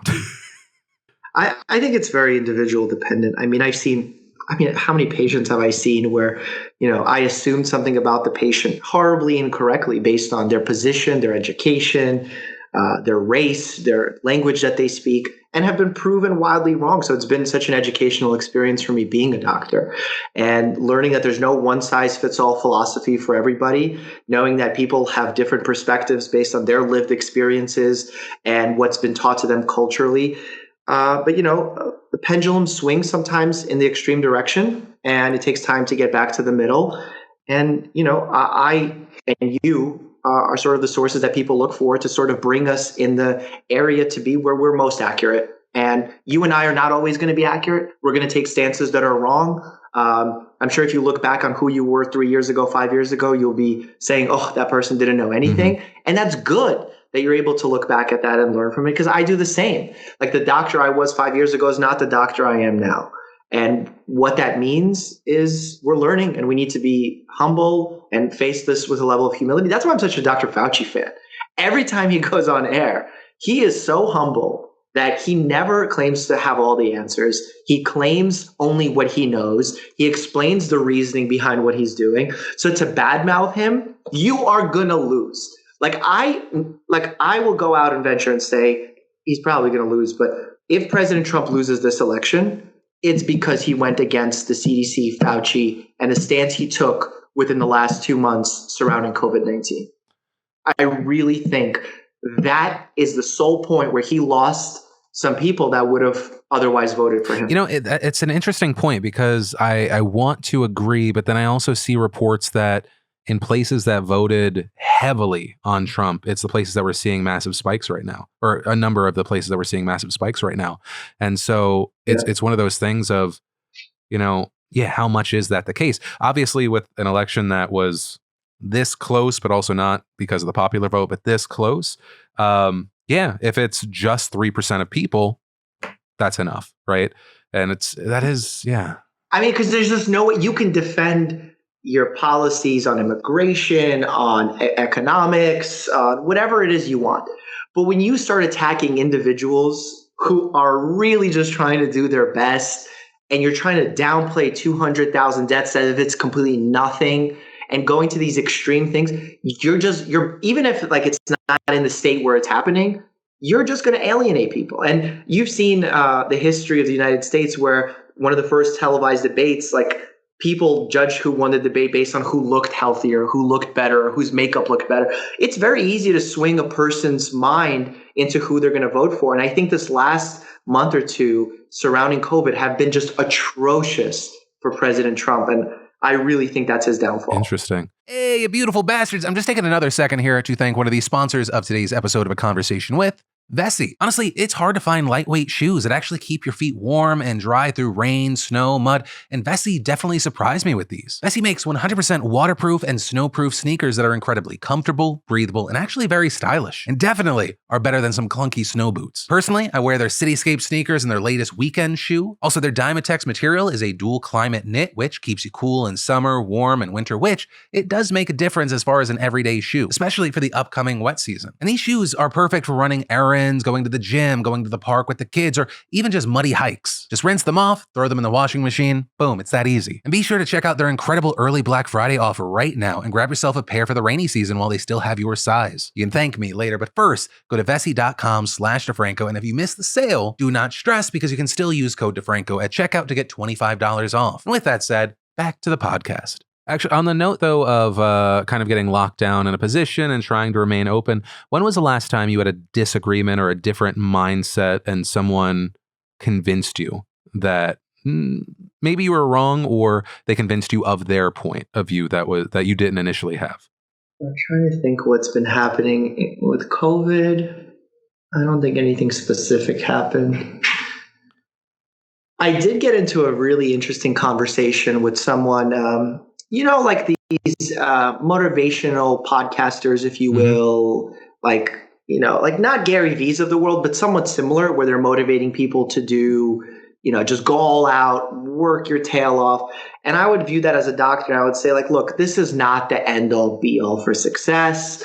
And this is not like, you don't need to kill yourself. You don't need to work 120 hours a week to be successful. Finances aren't the only measuring bar. But talking to them and speaking to them about the successes they've had with individuals who it has worked for, and it is a pre-selected population, I think it is a fair way to go about it. And I think that content should exist. And I think I changed my mind on it somewhat, because initially I was quite down on it, being like, oh, come on, like everyone needs to hustle and bustle like you. That's not real. But for the people that need it or wanted it, just like that firm conversation I had with the patient, maybe it is what's right. Yeah, I mean, especially in the last 6 months, I feel like there's a conversation of, is it completely off base, or is it something that is helpful? Because, some people, I think, by having a focus on, you're going to have a lot more time potentially to yourself in less than ideal positions, but time is the most important resource that we have like bust your ass, do something. But then at the same time, feelings but firm, understanding like, you don't need to thrive in this moment, right? This is a moment of survival over everything else. And a big part of that is emotional health. I mean, I'm at this place where I'm like, I just had my first appointment in a long time, talking about possibly trying some SSRIs for the first time, which is like, I'm trying to feel it out, because I don't know if what I've been feeling, which prior to the last 2 weeks, where I was like, I got really focused and like threw myself into the work more. I was feeling really heavy, like don't want to get out of bed sort of shit. And I was like, is this situational? Is this seasonal? Do I want, because I'm very skeptical about putting anything in my fucking body. As you should. And so it was just like one of those things of, I've had the conversation. I really feel like I benefited just from like even the offloading, because I stopped doing like occasional, because I was still doing teletherapy up until about 4 months ago. And then I just kind of like I just stopped going to the Zooms, and I was like, maybe that's what it is. Maybe I just need to get back into the talking things out, because I've kind of bounced between those two things of I'm literally just trying to keep the ship afloat right now while chaos ensues, and I can't really plan out the company until we know what's happening with the election, because that's going to change what I want to do with news and what I want to do with my life.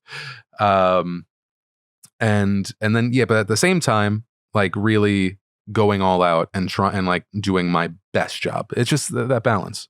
Well, that balance, what you're talking about, is something I've been a little bit disappointed in the medical community surrounding toxic masculinity and the conversation about toxic masculinity, because I know where that conversation came about, and it's a good conversation to have, because when we talk about depression, the way that the genders experience depression is different. Like if we look at overall numbers. And when we look at toxic masculinity, a lot of it stems from feeling depressed, because the way the male gender experiences depression is through substance abuse, abusive behaviors, heavy gambling, things like that. And they're still depressed. They're just showing it differently. Their symptoms are different. Whereas when we studied depression initially in the 70s, we labeled it the disease of females, because we thought those who were down, who didn't want to do anything, didn't want to get out of bed. That was a female issue. No. We were all getting depressed. We were just showing it differently. So toxic masculinity needs to be in the conversation. But at the same time, when someone grits their teeth and goes through something difficult at their own peril for a short period of time, that's not an example of toxic masculinity. There's still heroes and people that are brave and doing the right thing and taking the load on themselves, which may not be healthy in the moment, but still should be applauded and not viewed as a psychiatric disorder. So we need to be really careful when we talk about toxic masculinity and where we almost become destructive of what it means to be masculine. Because being masculine is not the only way to live. Femininity needs to exist. There's tremendous benefits of femininity that we don't even discuss because it's difficult, A, to have that conversation, and B, not everyone is well versed in knowing what that is or how to even have the conversation. So I just want, while the pendulum is going to swing, to us to stay as accurate and as honest as possible about what's going on. I like that. Yeah, this is gonna come out weird. When you were saying that, I was like, I feel like this is very easy for you to say because you're a tall, strong-looking guy who seems, to at least a certain degree, rather sensitive or empathetic, but also a guy that guy might be outdated to say at this point, but be firm. Yeah, I mean, look, I came as an immigrant to the States. I was bullied. I maybe am not the prototypical white male that's grown up in the U.S., but at the same time, I am a cisgendered white male. And because of that, it's difficult to talk about these topics, rightfully so, because, we've experienced a level of advantage here in the U.S. That doesn't mean we should be discounted from the conversation. We should just always speak with that advantage in mind and understanding how it makes certain people feel so that we can continue the accurate conversation. Like Ben Shapiro's whole thing, facts over feelings. Yes and no, because facts are really important. But guess what? You're not going to be able to convince anyone of your facts or have a true discussion over the facts if you just shit on people's feelings, which is my huge critique of the stuff that Ben Shapiro does, because he's an intellectual guy. He speaks with people from the other side of the aisle quite often. They have mutual disagreements, but they respect each other as humans. However, when you start getting into this Ben Shapiro destroys people or what in the world are they thinking, and you start putting other people down like that, that's a destructive conversation that is going to get nowhere no matter how good your facts are. So while facts over feelings could make sense in a scenario, it could also be horseshit. I feel that. Yeah. Because it ultimately comes down to a balance of things, and I don't know. It's imagine I walked into my patient's room who is morbidly obese, let's say 400 pounds, 5'10", whose health is desperately deteriorating because of their weight. And I walk in and I'm like, hey, you're fat. You need to lose weight. Get over it. That's facts over feelings. Is that useful at all? Is that going to help anyone besides make me feel better because I am taking care of my health? No, it's trash. So you really need to understand that when you're talking on social media and you're talking to a general audience, you can't just be 100% facts over feelings because you're not going to be effective. And part of being a good leader or communicator you need effectiveness. So it sounds like you're saying facts with feelings. Yeah, absolutely. There we go. Look at that. You just created your own slogan. Yep, that's my shirt, not yours. Feeling, fuck you. Firm but feeling. Well, I did someone pointed it out and I was like, fuck, I accidentally did the Walmart version of it. Cause you, what was your thing? It was, anxious or aware, not anxious. Alert, not anxious. The other day in a show, I said, patience, not panic. And someone was like, you just gonna do Dr. Mike like that? And I was like, fuck. I was like, I think I stole it from somebody else too. That's what it is. We're just slowly evolving and mutating. I mean, if you really think about it, I'll see my friends who haven't done a lot of philosophical or psychological reading, like my high school friends, and they'll say they learned something about life, and they're essentially quoting Socrates and they don't even know it, or Plato or something. And I'm like, oh, look, we're all just recycling ideas. That's part of human life. We're making it our own. You know, that book, the really popular book, Subtle Art of Not Giving an F. Oh, yeah. Huge book. The principles have been known for decades, but it's been packaged in a way that's understandable, relatable, and it has a huge impact on the world. So it's not about just having a miraculous idea. It's about learning how to communicate it. Yeah, I do wonder then, like how much of what we ever see now is original thought versus recycled and repackaged knowledge. Little. Yeah. Very little. Except the stuff that comes out of Kanye. All original. For better and worse. Although I'm sure one of these artists who, I'm going to get them wrong, Monet cut his ear off. Maybe one of these guys while on shrooms have said something similar to what Kanye said. Not saying Kanye's on shrooms. I'm not putting that out there. No, I mean, Kanye is, he's a prime example that I think he's a hard guy to talk about because there's obvious and, you know, self-proclaimed from him mental health issues. And so it's like you want to, like you hear that and you're like, okay, I want to be soft, but it's seemingly not being handled in a way that is helpful based off of everything that he's talking about. And so you're just like, I'm allowed to critique him. It's safe to say you're allowed to say that you're not a fan of somebody. I mean, you're not wishing him death.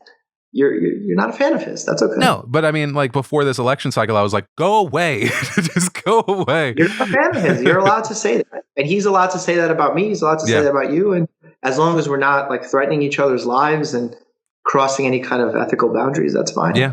We're allowed to disagree. Like, it's cool. And especially like if you're not in communication with these people, to disagree in theory is even more okay because, you know, you don't even know what everyone's true stances are when it comes to nuance. There is a little bit of a gray area there too, because it's like if you're just saying it online using the name or adding, then it's like you are saying it to him, but you're not because you're like thinking that he's not going to see it.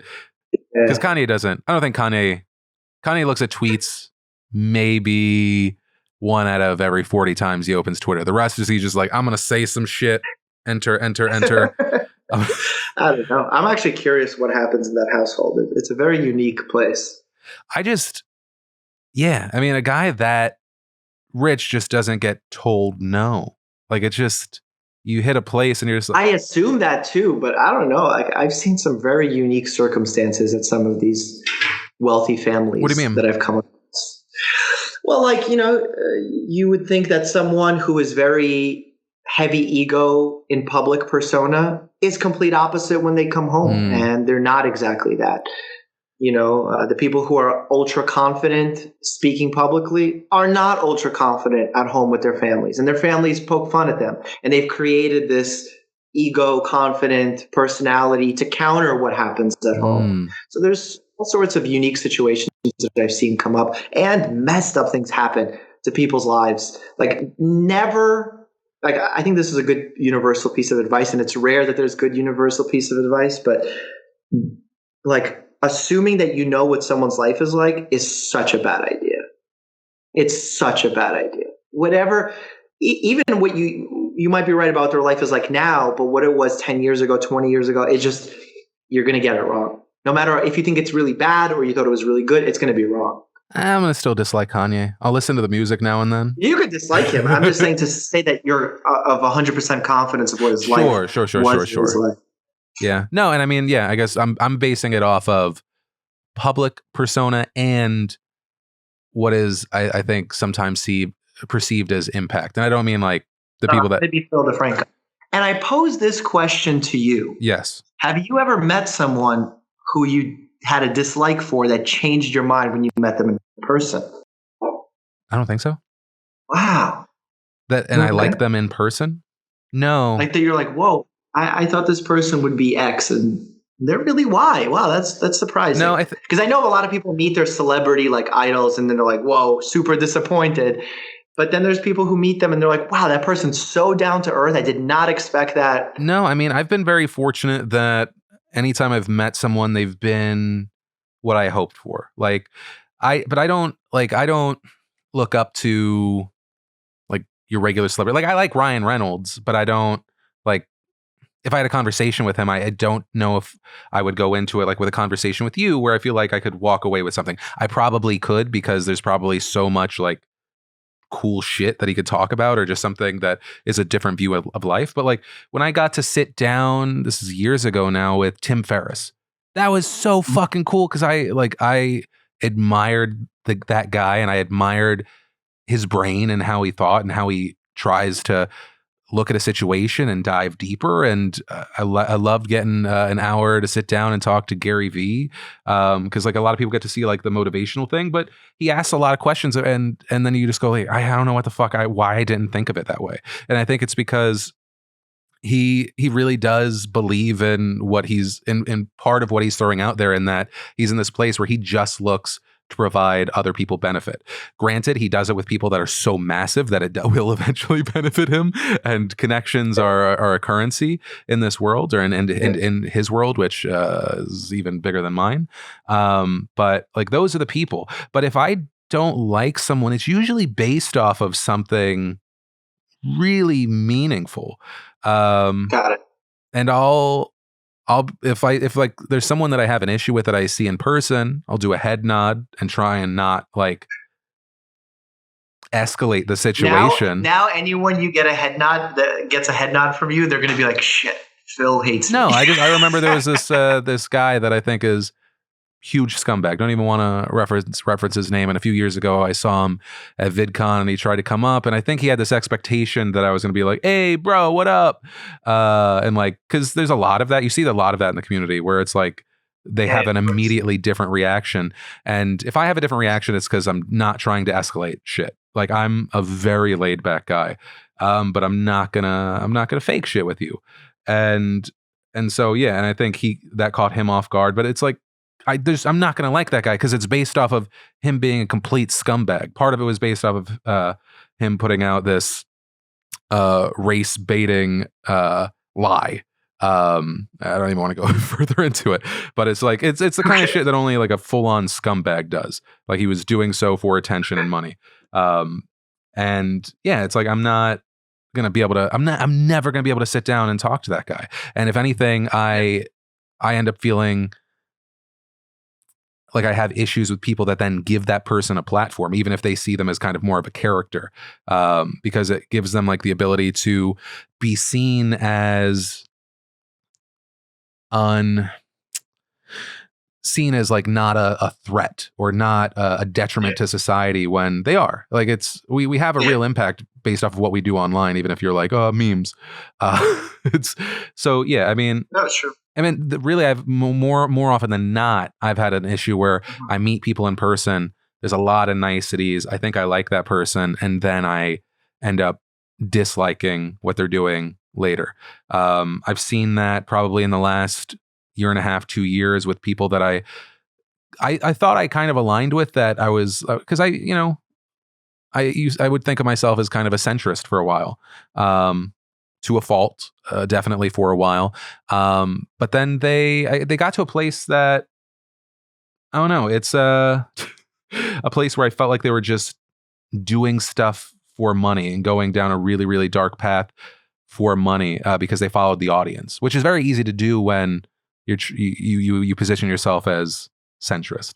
Hey, it's me, Philip DeFranco. I don't know if you've realized that you're watching my video. I want to thank one of these sponsors of today's episode, Caviar. To be honest, some of us just are not cut out for cooking, and whether it be a late Friday night when you just want to relax, or a busy Monday after work where you want to make your day a little bit easier, Caviar has got you covered. It's simple. You just download the app and you get local restaurants delivered right to you. And Caviar is seriously all the great restaurants. That is why you'll find the best spots in your neighborhood right when you open the app. In fact, they even have local teams dedicated to finding the best food in your city so you do not miss out. And with these local collections specialized by their amazing teams, it is super easy to find good food in your own neighborhood for whatever you're feeling. And if you're wanting something that isn't a full meal, Caviar is still the answer. They can also help you get ice cream, late night munchies and snacks, a quick lunch, a smoothie, a whatever. So yeah, whether it be pizza, sushi, dim sum, falafel, whatever food that you are in the mood for, get the Caviar app, get delivery, get the food you want. And fantastically, just for our listeners, Caviar is giving you 20% off your first order. Just enter the promo code Phil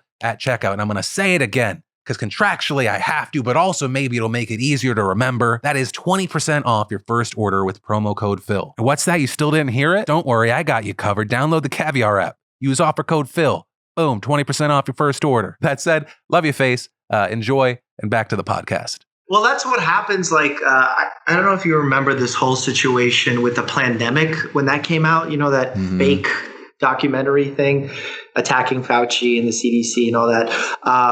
I did a video, 38-minute video, like one of my longest videos, just respectfully point by point pointing out inaccuracies in it, very respectfully. Not talking about someone's past, just strictly about the claims that were being made. And I forgot his name. He also has a couple of million subscribers. He does a podcast type show. And he reached out, or one of his bookers reached out and said, hey, would you want to do an interview or like a debate with the scientists from that documentary? And I was like, that's interesting. Can you tell me more info? And then he sends me all this info. Bless you. And I was like, this is ridiculous. This is going to put like the whole scenario into a legitimized state where it looks like this person is telling the truth, and here we are arguing these things. And I was like, why would I do that on your platform where I don't have scientific like checks and balances in play here? So I very nicely turned it down. And this person did like a hate video about me. Like, how dare I say yes and say no, that even like past presidents never have done that, and I'm this evil person, or some but ridiculous no, that's stuff. That's the fucking Bill Nye Ken Ham situation. It doesn't, like, even taking the biggest L in the world, being to anyone that sees the world through a more logical lens, goes, man, that guy got fucking destroyed. People who believe in certain things, and to move it to, I think, maybe more closely to what you're talking about, who believe in crazy conspiracy theories and misinformation, are going to just see that guy as more legitimate because he is engaging in a debate, and as a victim of like some sort of onslaught because people are like, haha, look at this person. And it just bolsters them. That's why whenever like, I think if it was already blowing up still, and I needed to make some sort of statement about it, then yes, I would have happily done that. But it was already fading. Why would I bring the whole documentary back in the spotlight? And no one fucking is owed a public debate, especially on their platform of choice. And time, being busy, like I would have to sacrifice something else in order to do that. Like it was all just, in general, Phil, like I don't know what your stances are on these podcasts that bring on controversial figures to bolster their ratings. But to me, my biggest problem is, okay, look, you want to argue free speech, that everyone deserves a platform and you'll ask some questions, this and that. No one pushes back on those people. Like they'll invite these conspiracy theorists and they'll never like give them a hard interview. Like if they were inviting true conspiracy theorists and they were really pushing back and being like, wait, no one agrees with you. Tell me why you think that. And they were genuinely curious about this person's stance and they gave them hard questions, I could live with it. But they invite them to like, oh, and they nod along like, oh my God, you're making these claims that the CDC is poisoning all of us. Wow, interesting.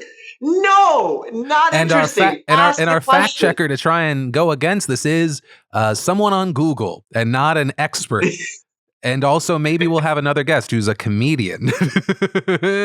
Yeah, I feel you. I feel you. I will say though, at least Joe Rogan, like I watched the first hour of Alex Jones thing. Joe Rogan really like playfully at best, but he really pushed back on Alex. Like he was like, Alex, you say some crazy shit. Like I can't believe like you did this whole. He called him out on Sandy Hook.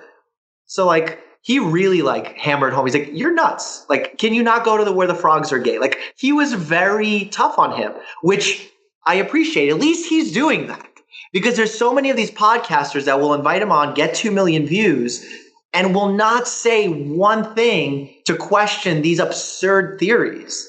And I think that's where the huge problem lies and where free speech is like, are you really giving this person free speech? You're not even questioning. Like if I came on, I was like, Phil, every time you do a podcast, like 10 neurons die. You're not going to ask me like where I got that from?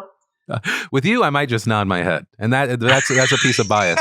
No, please question. No, but I get what you're saying, and I think it's not necessarily a 1-to-1 comparison, and it goes straight to Hitler talk. But like, sure. I think that everyone should watch the movie Guess Who's Back. It's not a perfect movie, but it hits on an important note of. So it's called. I believe it's called Guess Who's Back. It's a movie I believe that came out in. I want to say 2014 to 2016. I remember watching it not to make the connection, but I remember watching it, I think, just before or just after Trump got the nomination, or maybe even the presidency. And it's a movie about Hitler just popping back up. Like, he doesn't know what happened. Everything's as it is. It's believed that he like shot himself in his bunker and stuff like that. And everyone thinks that he's a Hitler impersonator. And he's like this kind of like, he's perceived as a really wacky comedian. And it's like, and he's absurdist, and no one should take him seriously. And because of that, he's given all this airtime because he's essentially this like freak show. But then he starts saying this really scary shit that is like connecting with people, especially in places of like blaming others and feeding their anger and fear. And that door was opened because he was seen as a ridiculous thing, or a ridiculous joke. And I think, you know, it's understandable that that's why we should be wary. That Alex Jones isn't just like this random freak show, right? He is someone that actually reaches a lot of people that take him as legitimate. He can say as many insane, batshit crazy things, and then if 1 out of 20 things turns out to be true, then all of a sudden he's a legitimate person, and that's like further amplified by getting access to larger things. I do believe there's a good chunk of the population that won't go that place because they're a smart human being and their brain isn't still being molded. But I don't know. I think that it's like he doesn't need mine, but I would never have him on. That's my personal choice, though. Yeah, and I think that's very fair. You're in control. But like, and with Joe, do I think these people are legitimate people, as you put it? I think they are. Like, whether or not they say accurate things or not. So, wait, what like, do you mean? Well, you said, you know, if he says 1 of 20 things that's correct, people start thinking he's a legitimate person. When I view the question of is someone a legitimate person, we're all legitimate people. Legitimate information source. Sure. Okay. Yeah. Everyone's a human being. I'm not saying that he's not he's subhuman. Or, well, no. Some people will say like he's the scum of the earth or whatnot, and really say like he shouldn't even be alive. And I think that goes too far. Yeah, but I'm not. I feel like that's a completely different argument than what we're talking about. Like I think that there's a real conversation about amplifying, and I would, because I do believe there is a place where you get to a point where no matter fact check, no matter how much it happens, if you're amplifying on one of the largest platforms in the world, one of the largest. It's like it is one of the biggest podcasts in the world. Yeah. And I know a lot of people that watch me will disagree. I think that it is concerning. I'm not calling for censorship. I think I would not do it. I think I would be contributing to the problem. Your opinion is very respectable, and it's a very fair opinion. And I could also see how Joe Rogan's opinion is different. And I think those opinions can coexist in a healthy habitat. Like, you know, taking that same example of these hosts inviting on conspiracy theories and not challenging them at all. Like, imagine like using Hitler as an example. If Hitler was coming up in the world, like young Hitler was in the US right now, going on these shows and would say crazy shit like Jews are the scum of the planet, they're rats, they should be exterminated. And people were just nodding along, oh, interesting, you know, come on my channel, let me get 1 million views. As opposed to if you had a person who's legitimate be like, are you insane saying this? Like, where are you getting this from? And really talk back to him and have this conversation. I think that would win, as opposed to just these commentators nodding along and being like, oh, you're doing a great job. Like, those people I really don't respect. Yeah. I don't know. It's once again, it's I think a situation that I just have to digest, because it's like, I appreciate him having people that'll push him on. Like, I still remember Bill Burr going on and he's like, how are you going to like talk shit about masks, Joe? Like, what the fuck do you know? Right. And so it's great that someone will push him on it. But then it's like remembering, oh, well, if Bill Burr's not there, then that's also a thing that's like going out there uncontested to a bunch of people that all of a sudden think maybe it makes you look like a pussy if you're wearing a mask.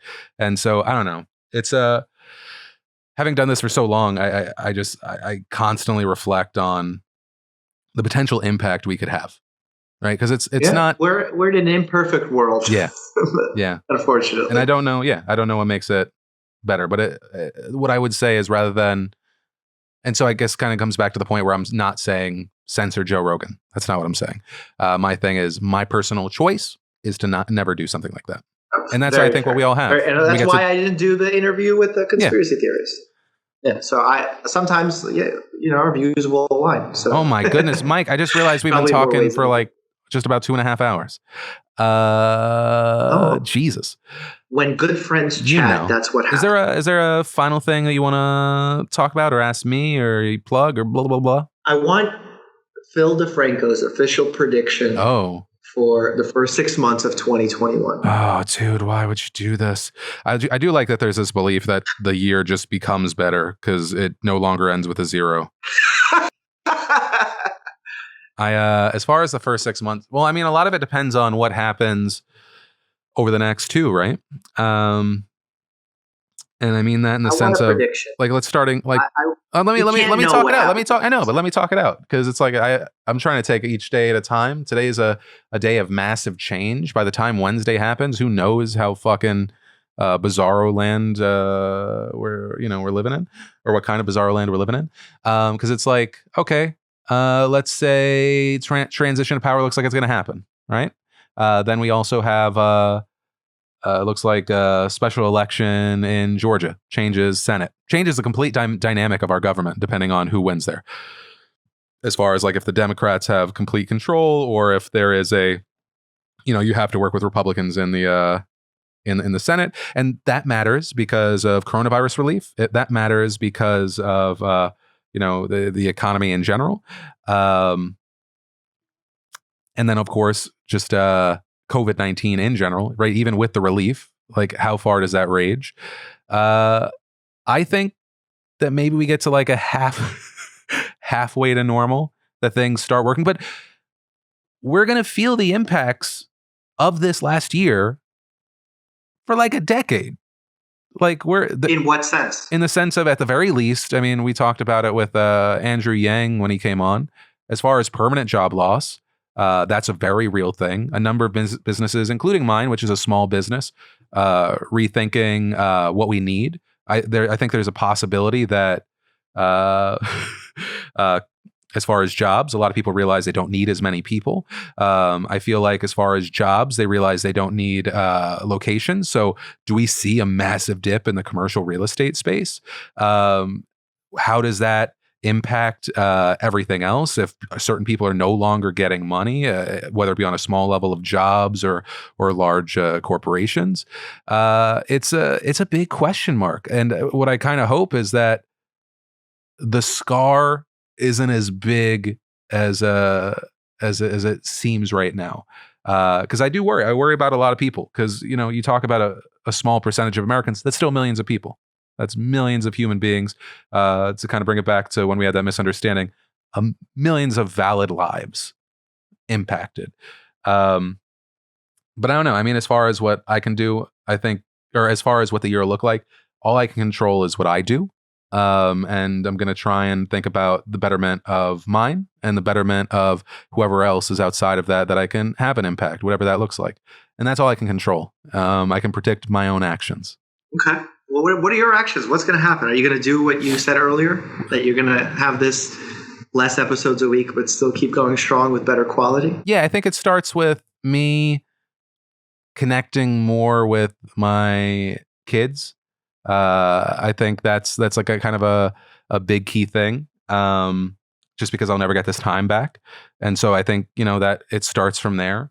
And then like actually thinking of trying to fund more charitable works. I think, in the past, I think that I'm contributing by getting other people to donate or just donating money. But I don't know. I think I want to see I want to create or engage in opportunities that impact people on a more like 1-to-1 or 1-to-10 level, right? On a more, I miss people, dude. Like I never realized the importance of being with other human beings and I feel like when we met in person, you said you hate people, and now pandemic time. I still hate people, but I want to love people. I want to to be able to share, to an understandable degree, good, or provide opportunity. Because I don't know, because what the fuck else, are we doing here? Because I come from a standpoint of I was raised religious, but I don't believe in like an afterlife. I think that what we do here is made all that more important because we don't have more time. And so, and I get to go, like, I think I have an impact on the world with my job and stuff like that. But I don't know. That's ideas, and sure, there's a butterfly effect, and hopefully it's a net good, but there's something else. There's something else there that's not missing, and I think part of the year is finding that, and those are my actions. But what are your predictions for the first 6 months of 2021? First of all, I was going to say I hope you enjoy that ride, because I feel like part of the process. As far as my 2021 prediction, I hope there will be less, and I predict that there will be less resistance to the COVID vaccine than we expect. That in order to return back to work, in order to return back the economy the way it is, that we come together and really put our trust in these agencies to do the right thing. And we get over it faster than expected. And we lose, like, once coronavirus and the COVID-19 virus is in our rearview mirror, we do not hold on to some of these practices that people are like suggesting we do. Like, we shouldn't shake hands with people anymore because that's disgusting, or we should just wear masks on planes anyway. No, I am firmly 1000% humanly against this line of thinking. Not only long-term is it not healthy because you stop challenging your immune system, but I think we already are losing some of our humanity with social media and not interacting as much as we are with this lockdown. But covering our faces, not making physical contact with other humans will be worse for us. So I hope to return back to a state where we can hang out sans mask, with a handshake, with a hug, as I do with my patients. Because one time there was like a proposed legislation to remove hugging as like a proposed, like to remove hugging for doctors with their patients because some doctor did something inappropriate. I'm like, that is insane. The hug is like my most powerful thing when someone's truly suffering and crying, to be embraced by another human. Get out of here with that. Take this vote. Well, that's where we're going to end, Mike. I appreciate you spending... Virtual hug. I appreciate you spending some of your Friday with me. I am going to try and sleep for an hour because I just haven't slept at all this week, really, barely. I'm not going to complain more about that since you're a fucking doctor with a company as well. But yeah, I appreciate you, buddy. And I look forward to talking to you soon.